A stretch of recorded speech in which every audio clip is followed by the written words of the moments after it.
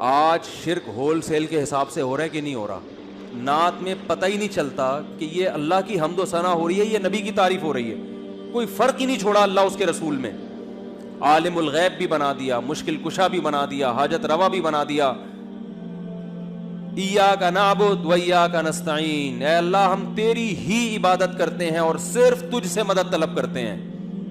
یا ایھا الناس، اے لوگو، انتم الفقراء الی اللہ، تم سب کے سب فرشتے، پیغمبر، کیا مسلم کیا غیر مسلم، سب کے سب محتاج ہو اللہ کے در کے.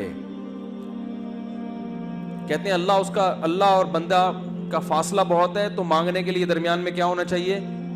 واسطہ. یہ دلیل کہاں سے نکالی آپ نے؟ ایک صاحب بیان کر رہے تھے کہ جیسے آگ اور پانی میں ڈفرینٹ بہت ہے، تو جب پانی سے آگ کو گرم کرنا ہوتا ہے تو درمیان میں دیگچی کا واسطہ ہوتا ہے. تو ہمیں اللہ تک پہنچنے کے لیے، یعنی اپنی پکار اللہ تک پہنچانے کے لیے کس کا واسطہ چاہیے؟ نبی کا. پہلے نبی سے مانگیں گے پھر نبی وہاں پہنچائیں گے. یہ لاجک کہاں سے نکالی آپ نے؟ قرآن تو کہہ رہا ہے نحن اقرب الیہ من حبل الورید. نبی واسطہ ہیں اس طور پر کہ بندے کو اللہ سے ملا دیتے ہیں. دیکھو آپ کسی کو تلاش کر رہے تھے، نہیں ملا، کوئی شخص آپ پر احسان کر کے آپ کو ڈائریکٹ کر دیتا ہے کہ بھئی یہ ہے، ان سے ملنا ہے آپ نے، یہ میں ڈائریکٹ کر دیا. تو یہ واسطہ ہے، مگر یہ واسطہ دونوں کو آپس میں ڈائریکٹ کرنے کے لیے کہ تاکہ اب ان دونوں کے درمیان کوئی واسطہ نہ رہے. تو لوگ اللہ کو بھول چکے تھے، اللہ کی معرفت نہیں تھی، اللہ کو جانتے نہیں تھے. آپ صلی اللہ علیہ وسلم واسطہ بنے اور امت کو اللہ سے جوڑ دیا اور بتا دیا کہ ڈائریکٹ کس سے مانگنا ہے؟ اللہ سے. تو واسطہ اس معنی میں ہے کہ اللہ سے ملانے کا واسطہ ہے.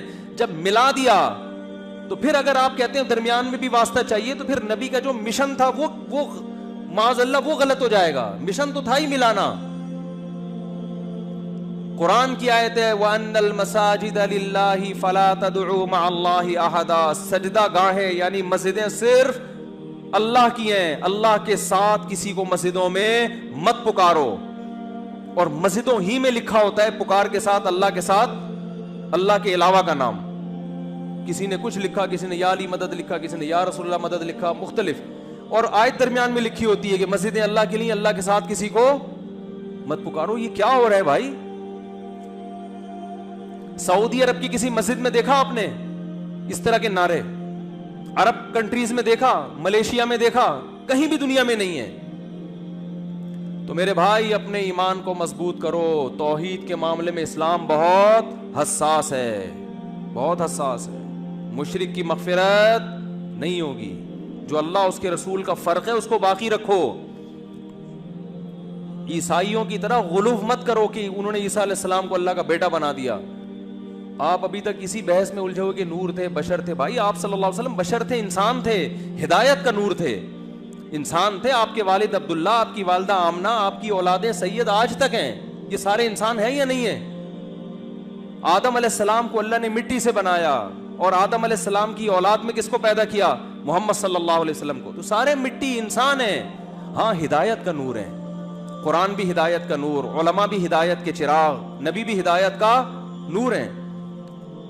ہدایت کے لحاظ سے آپ روشنی ہیں، قرآن بھی ہے، علماء بھی ہیں. لیکن آپ ماہیت کے لحاظ سے، حقیقت کے لحاظ سے بشر ہیں، انسان ہیں. تمام وہ لوازمات جو انسانوں کے ساتھ ہوتے ہیں آپ کے ساتھ بھی تھے. آپ کو بھوک لگتی تھی، آپ کھانا کھاتے تھے. آپ کو نکاح کی ضرورت محسوس ہوئی، آپ نے نکاح کیا. آپ کو اللہ نے اولاد دی، اس سے آپ بیمار ہوتے تھے، علاج کرتے تھے.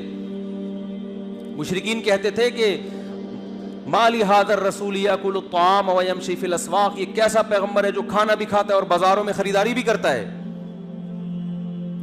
سمجھ رہے ہیں نا؟ اور اس رسول پر اس وقت تک ایمان نہیں لائیں گے جب تک یہ انگلی سے اشارہ کرے اور چشمے جاری ہو جائیں. تو قرآن نے کیا جواب دیا؟ قل سبحان ربی. اے نبی ان سے کہہ دو میرا رب ہر عیب سے پاک ہے، میں تو عاجز ہوں. ہل کنت الا بشرا رسولا. میں نے کب دعویٰ کیا میں یہ سب کچھ کر سکتا ہوں؟ میں تو ایک بشر ہوں، انسان ہوں، پیغمبر ہوں. میرا یہ دعویٰ ہی نہیں ہے. پھر آپ کہہ سکتے پھر چاند کے 2 ٹکڑے کیوں کیے؟ وہ اللہ نے کیے، وہ نبی نے نہیں کیے. بعض دفعہ اللہ اپنی نشانی دکھاتا ہے اپنے بندوں کے ہاتھ پہ. تو اللہ نے کہا ہے محمد صلی اللہ علیہ وسلم آپ اشارہ کرو میں توڑ دوں گا تاکہ ان کو یقین آ جائے. اختیارات نہیں دیے نہ چاند کو ٹکڑے کرنے کے نہ زمین سے چشمے جاری کرنے کے. جیسے حضرت موسیٰ کے پاس لاٹھی کو سانپ بنانے کے اختیارات نہیں تھے. لیکن بنتی تھی لاٹھی ان کے ہاتھ میں، سانپ بنتی تھی، اشدہا بنتی تھی، سمندر کے 2 ٹکڑے کرتی تھی. اللہ کرتا تھا، نہ لاٹھی کرتی نہ موسیٰ کا.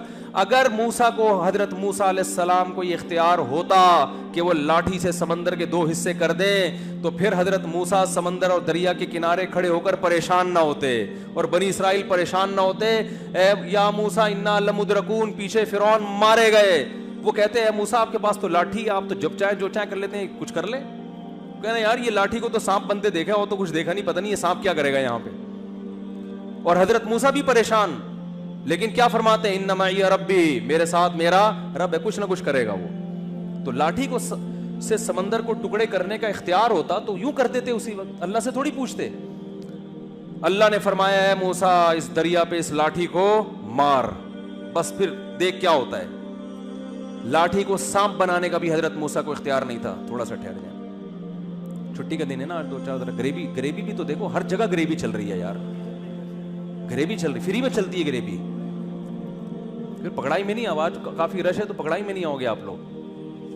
تو بس ابھی ختم کر رہا ہوں یہ بات کر کے. تو حضرت موسیٰ کو لاٹھی کو سانپ بنانے کا اختیار نہیں تھا.